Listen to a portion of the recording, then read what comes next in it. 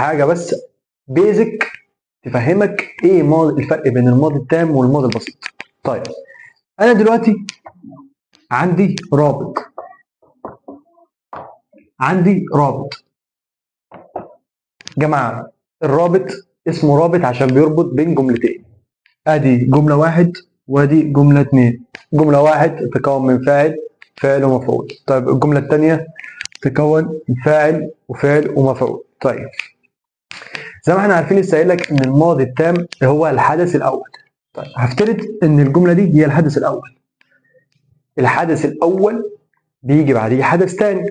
طيب ده حدث ثاني، هنثبت معاك ان الحدث الثاني ماضي بسيط، دايما ماضي بسيط.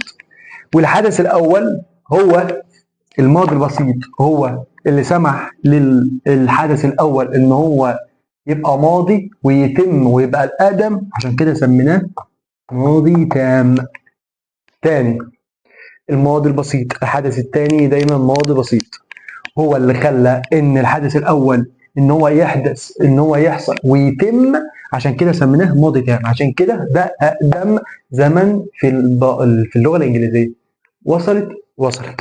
طيب ليه بقى ان الماضي البسيط والماضي التام لازم يكون في فارق زمني؟ يعني الحدث الاول ده حصل في بينه وبين ده فارق زمني. يعني مثلا بعد ما اكلت نمت، مفيش فرق زمني، يبقى ده ماضي بسيط وده ماضي بسيط. طيب انا اكلت، طب ورحت اتفرجت على التلفزيون وكلت، دخلت الحمام وشربت ميه ورحت مش عارف صليت ومش عارف ايه، والحادث الثاني ده يقدم يبقى ماضي بسيط. يبقى ده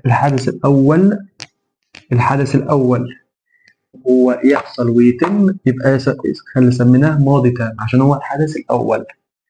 ولازم يكون فارق زمني، عشان لو مفيش فارق زمني يبقى الحدثين دول ماضي بسيط. وصلت. يبقى الشرط الاساسي عشان تقول ان بعد مثلا كلمه افتر، مثلا كلمات من الباست بيرفكت، ان شرط ان الحدث الاول والحدث الثاني جه ما بينهم فارق زمني، يعني الحدثين ما حصلوش ورا بعض، لازم يكون في فارق زمني عشان اخلي حدث اقدم وحدث بعديه. الحدث الاقدم خلينا